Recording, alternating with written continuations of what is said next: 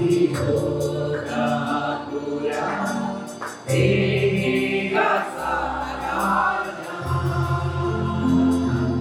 उसके आने का वादा भी होगा पूरा देगा सारा जहां। तुम मिलेंगे बारिशों में, हमें देंगे बारिशों में, देगा सारा नीले आसमां के पार जाएंगे, मेरा यीशु रहता। नीले आसमां के पार जाएंगे, मेरा यीशु रहता। हमें देंगे बादलों पर, हमें देंगे बादलों पर, देखेगा सारा जहां। नीले आसमां के पार जाएंगे, मेरा यीशु रहता। नीले आसमां के पार जाएंगे, मेरा यीशु रहता। ये विश्वास है मेरा जो होगा पूरा, सपना ये मेरा नाम रहेगा अधूरा। ये विश्वास है मेरा, ये विश्वास है मेरा जो होगा पूरा, सपना ये मेरा नाम रहेगा अधूरा। ये विश्वास है मेरा,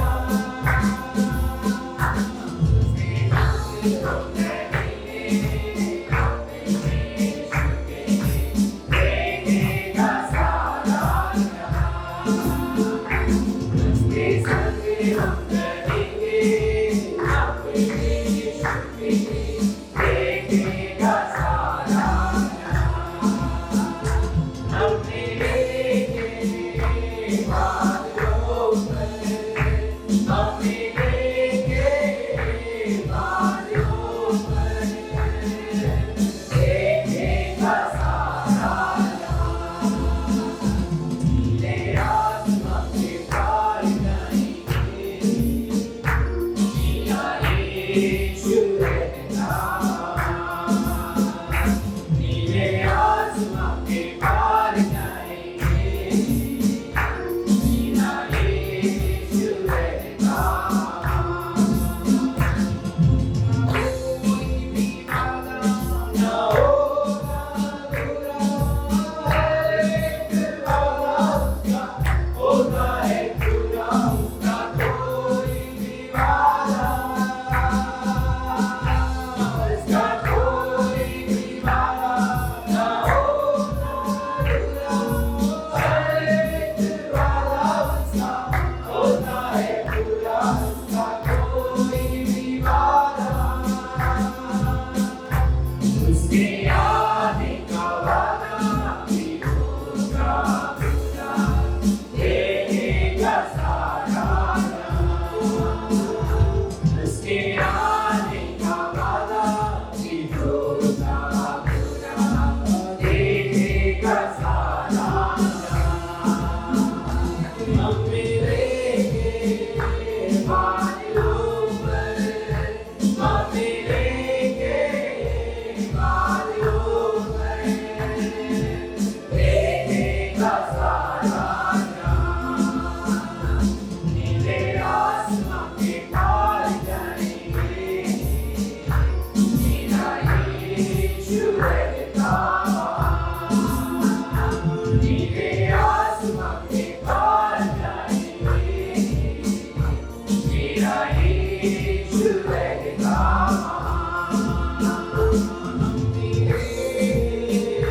बादलों पर, हमें देंगे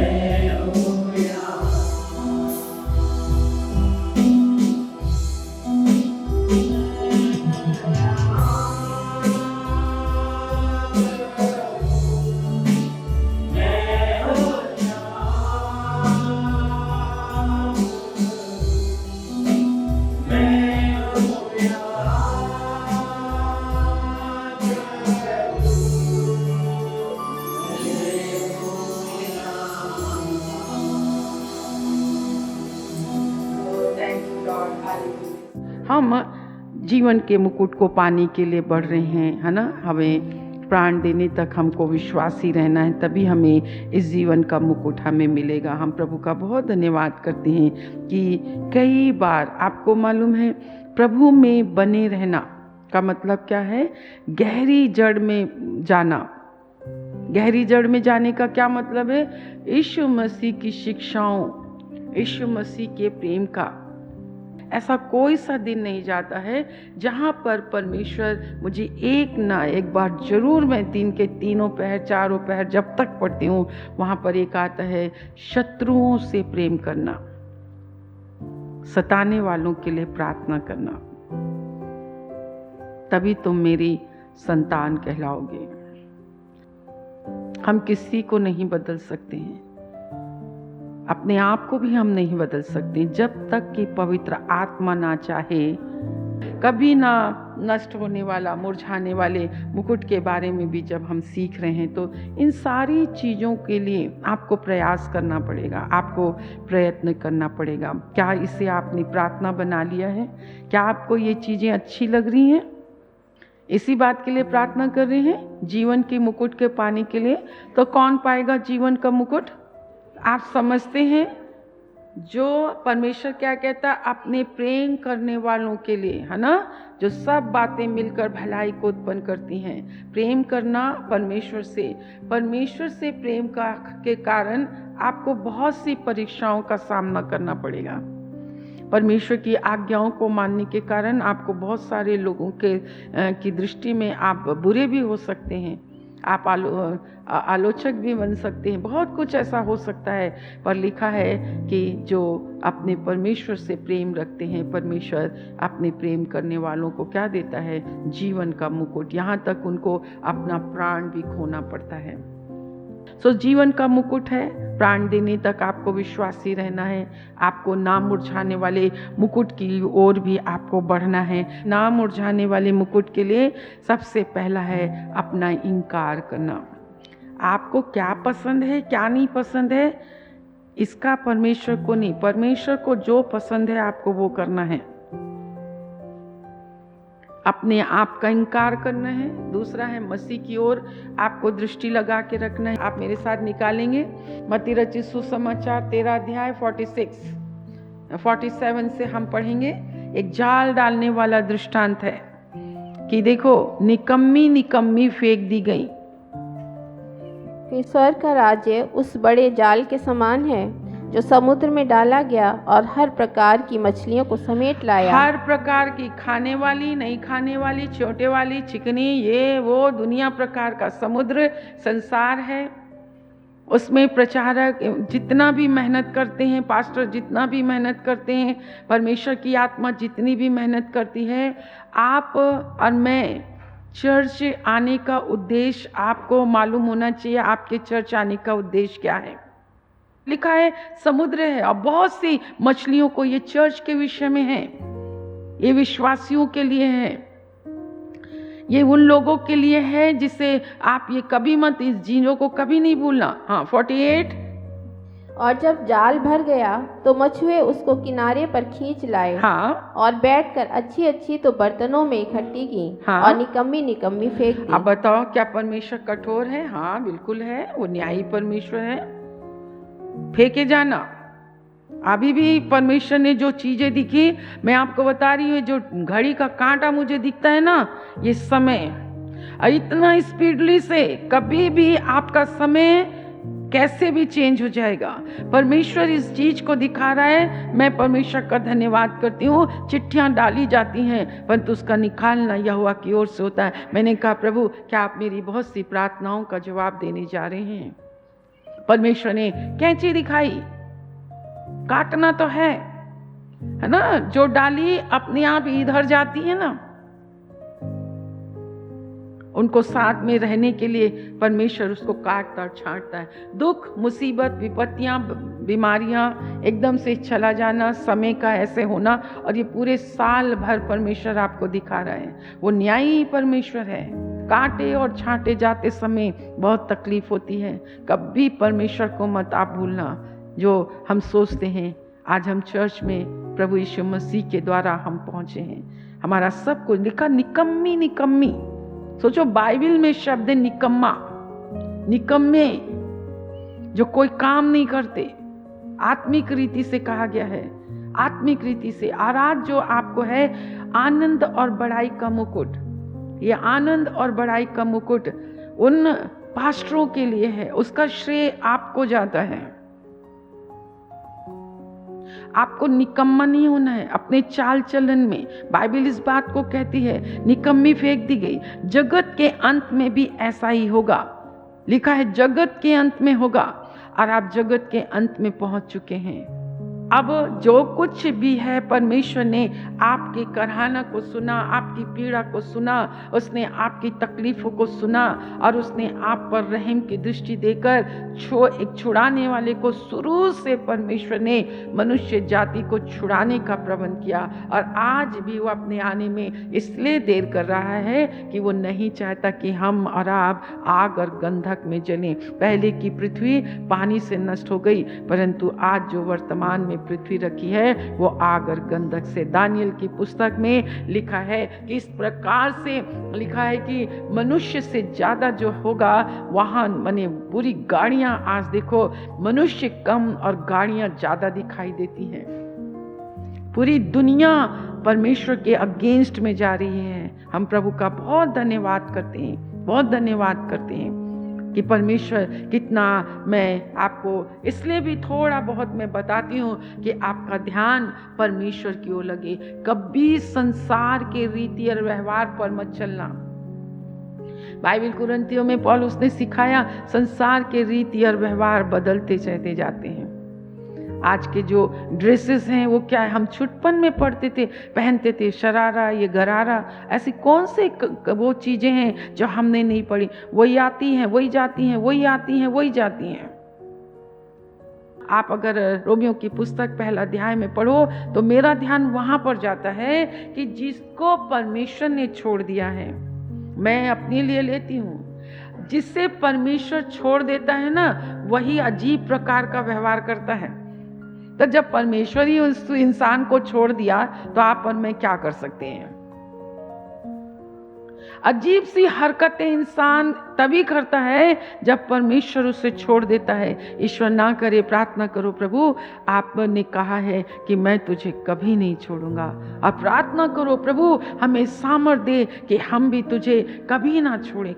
आप ना दुनिया की डॉक्ट्रिन पे मत जाइए। आज बहुत सी डॉक्ट्रिन है, बहुत से सिद्धांत हैं, बहुत से प्रचारक, बहुत से वो चीज निकल गए। हम तो केवल एक ही के फॉलोअर हैं, जैसा यीशु कहता है, जैसा यीशु के उपदेश कहता है, जैसा बाइबल कहती है, जैसी मेरी बाइबल कहती है, बिल्कुल सिंपल तरीके से मेरी बाइबल कहती है। मुझे किसी डॉक्ट्रिन की जरूरत नहीं है, मुझे यीशु मसीह की जरूरत है। तो मेरे कहने का मतलब है निकम्मी निकम्मी फेंक दी जाएंगी। लोग अपने स्वार्थ के लिए अपनी अपनी डॉक्ट्रिन, और आज तो माय गॉड हमें बहुत परेशानी होती है। फिर भी आप बाइबल आपके पास है, बाइबल खोलिए, लिखा है कि जगत के अंत में क्या होगा, ऐसा ही होगा। क्या होगा जगत के अंत में? अच्छी अच्छी तो इकट्ठी और निकम्मी निकम्मी फेंक दी जाएंगी। और लिखा है 50वें पद में और नहीं 49 जगत के अंत में ऐसा ही होगा। हाँ, स्वर्गदूत आकर दुष्टों को धर्मियों से अलग करेंगे। आप देखो दुष्टों को धर्मियों से अलग करेंगे। आप चर्च में या तो दुष्टताई में आगे बढ़ सकते हैं या धार्मिकता में आगे बढ़ सकते हैं, और आपको अलग करने वाला कौन है? स्वर्गदूत। तो अभी आपके पास कौन है? पिता भी है, पुत्र भी है, पवित्र आत्मा भी है। हम जितने लोग हैं आप सोचो उसमें 3 अंक और बढ़ा लो। अगर आप 30 लोग हैं तो यहाँ 33 लोग बैठे हुए हैं। यहोवा का भय मानो। हर चीजें लिखी जाती हैं, हर चीजें लिखी जाती हैं। और लिखा दुष्ट और धर्मियों का अंत के समय में कौन करेगा?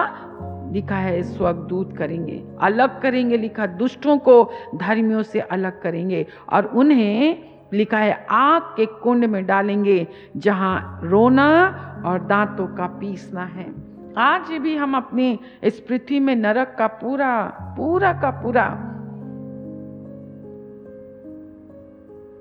हम एहसास परमेश्वर हमें दिलाता रहता है। ये दुख, ये पीड़ा, कई बार हम आपसे कहते हैं, ये दुखों में, ये पीड़ाओं में जब आप जाते हैं, परेशानियों में जाते हैं, आप हैं, आपका सब कुछ बर्बाद होता हुआ आपको दिखाई देता है, तो आप परेशान मत हो ना, जैसे कि आप नाश हो रहे हैं। परंतु परमेश्वर का धन्यवाद हो कि प्रभु हमें नम्र बना रहा है, दीन बना रहा है, हमें अपनी व्यवस्था सिखा रहा है। हम बहुत भटकने लग जाते हैं, बहुत ऊंची ऊंची बातें बोलने लग जाते हैं, अपने सृष्टिकर्ता, अपने बनाने वाले, अपने आशीष के दाता के विरोध में ही हम बहुत सी ऐसी बातें बोलने लग जाते हैं। सच में एक दूसरे का आदर करना एक आज्ञा है, प्रभु की आज्ञा है, ये परमेश्वर की आज्ञा है।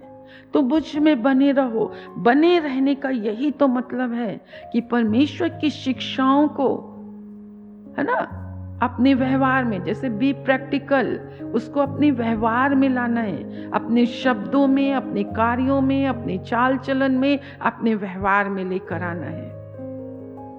ये परमेश्वर ना अंधा है, ना गूंगा है, ना बहरा है, ना ये परमेश्वर किसी बात से खुश होता। वो तो पहले ही बोल चुका, मैं मनुष्य की संतान तुझे पहले ही बता चुका हूं कि मैं किन बातों से खुश होता हूं। मैं अपने बात के माने जाने से खुश होता। तुम करोड़ रुपए दशवान चढ़ा दो, पास्टर तुम्हारा खुश हो जाएगा।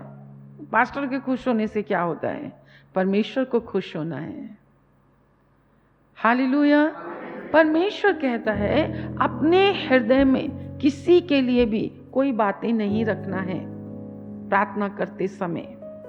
तब तो आपकी प्रार्थना ऊपर जाएगी, तभी यरूशलेम की खिड़की खुलती है और चिट्ठी डाली तो जाती है और उसका निकालना, अद्भुत दर्शन। प्रभु का धन्यवाद। प्रभु को बोलना चाहिए, प्रभु को बातचीत करना चाहिए। क्या ये मेरे साथ निकालेंगे? पहला थिस्सलुनीकियों की पुस्तक, उसका 2 अध्याय 19 और 20। इस वचन को आप याद रखिएगा। भला हमारी आशा या आनंद या बड़ाई का मुकुट क्या है? क्या हमारे प्रभु यीशु के सम्मुख उसके आने के समय तुम ही ना होगे? हमारी बड़ाई और आनंद तुम ही हो। पौलुस थिस्सलुनीकियों की कलीसिया को ये कहता है, जिसको उसने यीशु मसीह के विषय में, ठीक है, प्रभु यीशु मसीह के आगमन के समय जिनको उन्होंने सुसमाचार की सेवा ने मसीह के लिए उनको जीता, मसीह के लिए जीता, वे ही उनके आनंद और बड़ाई के मुकुट हैं। आज हम पर्सनली रीति से या व्यक्तिगत रीति से आपके घराने में जो हम अथक परिश्रम करते हैं, आपको चेतावनी देते हैं, उत्साहित करते हैं, है ना, आपको डांटते हैं। पहला थिस्सलुनीकियों 2 अध्याय 19 और 20 फिर से पढ़ेंगे। भला हमारी आशा या आनंद या बड़ाई का मुकुट क्या है? क्या हमारे प्रभु यीशु के सम्मुख उसके आने के समय तुम ही ना होगे? तुम आनंद और बड़ाई का मुकुट।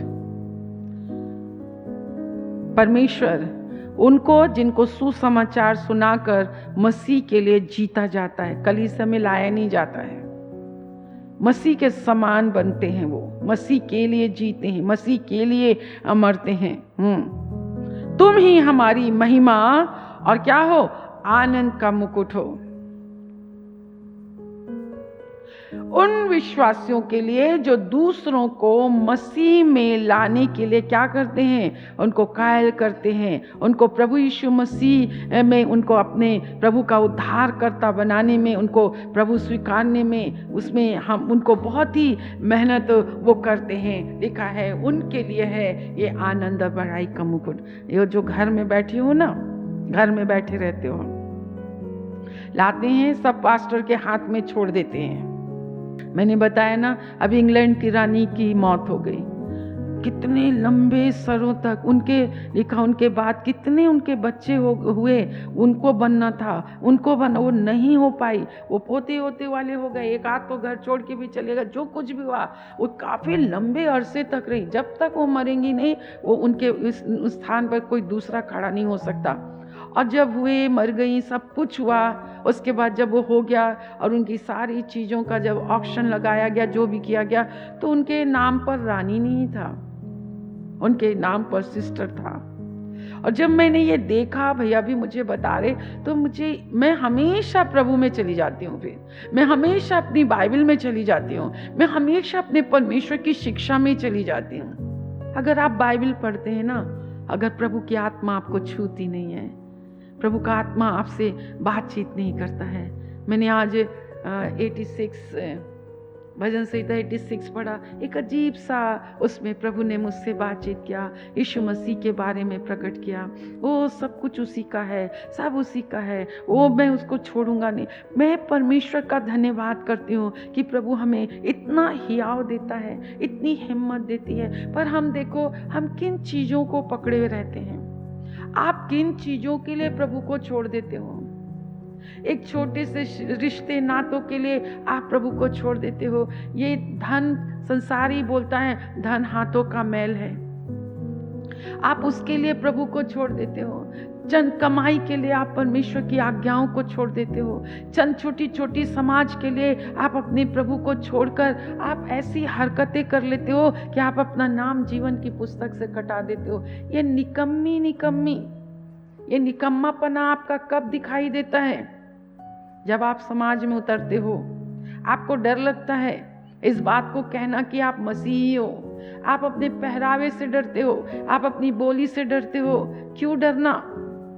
बाइबल कहती है निकम्मी फेंक दी जाएंगी, पर अच्छी लिखा है बर्तन में रखेंगी, है ना।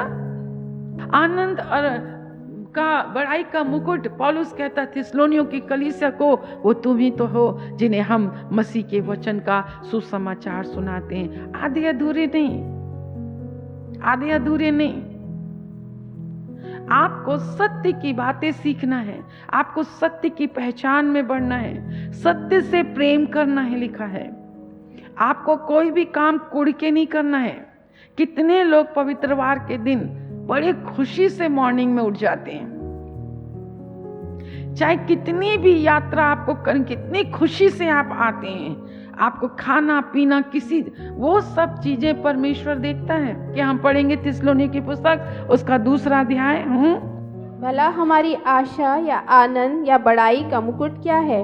क्या हमारे प्रभु यीशु के सम्मुख उसके आने के समय तुम ही ना होगे? हमारी बड़ाई और आनंद तुम ही हो। हमारे आनंद और बड़ाई तुम ही हो। मतलब आज एक पासबान सबसे बहुत ही उसकी जिम्मेदारी जो होती है ना, बहुत रिस्पॉन्सिबिलिटी, आप बैठ जाएंगे, बहुत ही ज्यादा। वो हमेशा अकेला ही रहता है। क्या वो आनंद और बड़ाई के मुकुट तुम ही नहीं हो कि जो एक सुसमाचार आपको प्रचार किया गया? एक पासबान आपके सामने 31 साल हो गए, आप मेरी अच्छाई और बुराई दोनों जानते हैं, आप मेरे दुख और सुख को जानते हैं, कैसे विपत्तियों में मैंने हरकतें की आप जानते हो, कैसे इस कलीसिया को संभाल रहे हैं वो देख रहे हैं, कैसे एक परिवारों को हम संभाल। क्यों? मसीह में जड़ पकड़ने के लिए, मसीह की लंबाई और गहराई, मसीह में बने रहने के लिए, मसीह में बने रहने के लिए। परमेश्वर का धन्यवाद हो। जब यीशु मसीह प्रकट होगा तो बाइबल कहती है कि हम उसके सामने, है ना। मैं कितनी बार आपको लूका रचित सुसमाचार पढ़ाती हूँ। आइए लूका रचित सुसमाचार निकालें, उसका 20 अध्याय है शायद। सचेत रहो, 21 अध्याय। हाँ, जागते रहो, प्रार्थना करते रहो, क्योंकि तुम उस दिन को नहीं जानते। इसलिए सावधान रहो, ऐसा न हो कि तुम्हारे मन खुमार और मतवालेपन और इस जीवन की चिंताओं से सुस्त हो जाएं, और वो दिन तुम पर फंदे के समान अचानक आ पड़े, क्योंकि वो सारी पृथ्वी के सब रहने वालों पर इसी प्रकार आ पड़ेगा। इसलिए जागते रहो और हर समय प्रार्थना करते रहो कि तुम इन सब आने वाली घटनाओं से बचने और मनुष्य के पुत्र के सामने, इन सब आने वाली घटनाओं से बचने और मनुष्य के पुत्र के सामने खड़े होने के योग्य बन सको। आप सोचो कलीसिया का महत्व क्यों है। आप खाने पीने, शादी ब्याह, बच्चे नाती पोते के बाद मरने के लिए थोड़ी ना है। ये सारी चीजें बाइबल कहती है, इनके होते हुए भी हमें मसीह में बने रहना है, जड़ पकड़ना है, हमें परमेश्वर के प्रेम की लंबाई गहराई इसे कोई नाप तो नहीं सकता, पर हमको उसकी गहराई कि कितना परमेश्वर ने अपनी कलीसिया अपनी देह से प्रेम किया। और लज्जा होने की क्या बात है? कौन लज्जित हुआ सबसे पहले बाइबल में? आदम छिप जाना, छिपे रहना। कई लोग चर्च में छिप छिप के जीवन जीते हैं। ये सब आपके कारनामे आप ही के लिए हानिकारक है, आप ही के लिए हानिकारक है। क्या बड़ाई और मुकुट तुम ही नहीं हो? हमें उसने बुलाया है, हमें उसने निकाला है कि हम तुम्हें सुसमाचार प्रचार करें, हम तुम्हें मसीह के लिए जीतें, हम तुम्हें परमेश्वर के राज्य में प्रवेश कराएं, हम तुम्हें आत्मिक इंसान बनाएं, आत्मिक दान वरदानों से तुम भरो, परमेश्वर के लिए शोभायमान हो, आने वाली बातों से, आने वाली संकटों से बचाए ना। लॉकडाउन में बचाए तुमको महामारी से। अभी देखो आने वाला जो वो एक भयंकर बीमारी है जो जानवरों के द्वारा फैलेगी, जो सच में वो मैं भूल रही हूँ हैगे में है कि किसमें, जकरिया में शायद, कि ये आंखें सड़ जाएंगी, गालें सड़ जाएंगी, चमड़ियां सड़ जाएंगी। ये सब उस जंतुओं के मरने से इतना मरेंगे। ये तो लॉकडाउन में भी तो तुम लोग को 2 दिन लगा मरने के लिए लोगों को, इसमें तो बिल्कुल नहीं। क्या लिखा है? इसलिए जागते रहो, हर समय प्रार्थना करते रहो। प्रार्थना की सभा में लोग नहीं है, दिसंबर महीने की प्रार्थना में लोग नहीं है, फ्राइडे की प्रार्थना में लोग नहीं, मॉर्निंग प्रार्थना में लोग नहीं है। क्यों? आपका निर्णय है सोने का, ठीक है, जरूरी नहीं है, पर ईमानदारी से क्या आप अपने घरों में प्रार्थना में बैठ सकते हैं? प्रार्थना करते रहो ताकि तुम इन सब आने वाली घटनाओं से बचने और मनुष्य के पुत्र के सामने खड़े होने के योग्य बन सको। हालेलुया। जब यीशु मसीह आएंगे तो आपको सच में कहती, 1 यूहन्ना की पुस्तक हम निकालें उसका 2 अध्याय और उसके 28 वचन में बाइबल इस प्रकार से कहती है, अतः हे बालको उसमें बने रहो कि जब वो प्रकट हो तो हमें हियाव हो और हम उसके आने पर उसके सामने लज्जित ना हो। देखो परमेश्वर को आपकी और मेरी कितनी चिंता है। फिर से पढ़े 1 यूहन्ना। हाँ, अतः हे बालको उसमें बने रहो कि जब वो प्रकट हो तो हमें हियाव हो और हम उसके आने पर उसके सामने लज्जित ना हो। देखो परमेश्वर आपके और मेरे लिए कितनी चिंता करता है कि जब वो प्रकट हो तो हम उसके सामने क्या ना हो, लज्जित ना हो। कौन लज्जित होता है? आपको मुंह छिपाना पड़ेगा, आपको भागना पड़ेगा। कहाँ भागोगे? उसके प्रकोप से तुम कहाँ भागोगे? उसके क्रोध से तुम कहाँ भागोगे? उपवास के साथ जब हम एक स्थान पर आते हैं, वो आपको आना पड़े। वो बाइबल कहती है जब व्यवस्था की पुस्तक उनको मिली तो व्यवस्था की पुस्तक वो उनको पढ़ पढ़ के सुनाते थे, और जब लोग खड़े होकर परमेश्वर के वचन को आप सुनते करते थे। परमेश्वर का वचन देखो कितना कितना साफ और सुथरा है। आइए खड़े होकर उसे बार बार पढ़ें। किसके लिए? हाँ, अतः हे बालको उसमें बने रहो कि जब वो प्रकट हो तो हमें हियाव हो और हम उसके आने पर उसके सामने लज्जित ना हो। उसके सामने आने पर हम लज्जित ना हो। हालेलुया। आपको पता है आपको निष्फल कभी नहीं होना है। जो लोग कभी फल नहीं देते, आत्मा के फल से आप पहचाने जाते हो और किसी चीज से आप पहचाने नहीं जाते हो। जोर से पढ़ें, आपके अंदर परमेश्वर इस वचन को जरूर डाल दे। अतः हे बालको उसमें बने रहो कि जब वो प्रकट हो तो हमें हियाव हो और हम उसके आने पर उसके सामने लज्जित ना हो। लज्जित मतलब कई, जब प्रभु यीशु मसीह आएगा तो कई विश्वासी लज्जित होंगे, मुंह छिपाएंगे। मालूम है क्यों? अपने निष्फल होने के कारण। इसलिए कलीसिया में एक पासवान परमेश्वर में बने रहने के लिए चर्च के अंदर बहुत एक्टिविटीज है। आप बैठ जाइए। आप कभी नहीं सोच सकते कि आज आप ठीक हैं और आने वाले पल में क्या हो जाएगा हमें नहीं मालूम। किसी को मत जांचने दो, आप खुद अपने आप को जांचो कि आप क्या कर रहे हो। आप अपने आत्मिक बगीचे के लिए क्या कर रहे हो? आप शरीर के बगीचे के लिए मैं वो बुरी बात नहीं है, वो भी करना है, अपने परिवार को संभालना है, बच्चों को भी संभालना है, परंतु बाइबल कहती है कि निष्फल होने के कारण, आपके अंदर कोई फल ना लगने के कारण, जड़ नहीं होगा तो फल कैसे लगेंगे। यहाँ उथली उथली बातें नहीं होनी है। आप केवल हमें ये खाने और पीने के लिए प्रभु के पास नहीं आना है। तुम मुझे इसलिए ढूंढते हो क्योंकि तुमने रोटी खाई। पहली ही डांट परमेश्वर ने लगा दी, बोले इन चीजों के लिए परिश्रम मत करना, इन चीजों के लिए मत आना, तुम आओ कि तुमने मुझे देखा है, जाना है, मैं तुम्हारी आत्मा को जीवन देने के लिए आया हूं।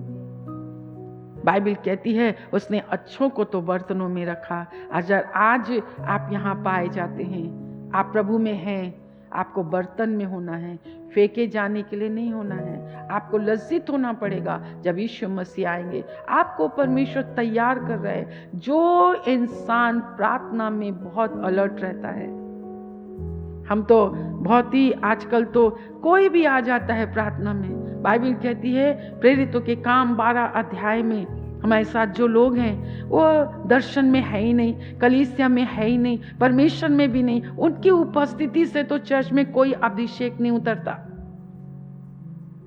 आप अपनी आत्मा को तैयार करो। आनंद बड़ाई का मुकुट वो तुम ही हो। जब हमने आपको परमेश्वर का सुसमाचार सुनाया, हाँ, कुलुसियों 2:7 पढ़ो। और उसी में जड़ पकड़ते और हाँ, बढ़ते जाओ, हाँ, और जैसे तुम सिखाए गए वैसे हाँ, ही विश्वास में दृढ़ होते जाओ, हाँ, और अधिकाधिक धन्यवाद करते रहो। हाँ, आज तो इतनी शिकायतें हैं, इतनी कुड़कुड़ाहट है, इतनी बड़बड़ाहट है।